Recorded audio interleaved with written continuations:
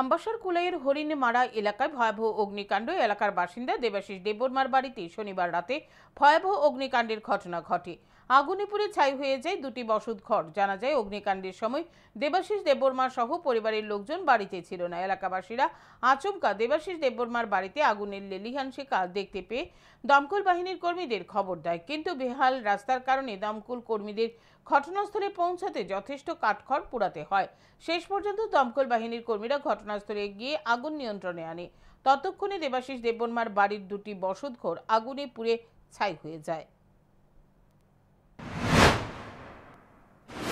রাস্তা একদমই ছোট, যে কারণে আমাদের ওয়াটার ট্যাঙ্কার অনেক বড়, যে জায়গা দিয়ে রাস্তা হাঁটতে পারতেছে না। পাশাপাশি উপরে ইলেকট্রিকের লাইনগুলিও একদম নিচে নামানো ছিল।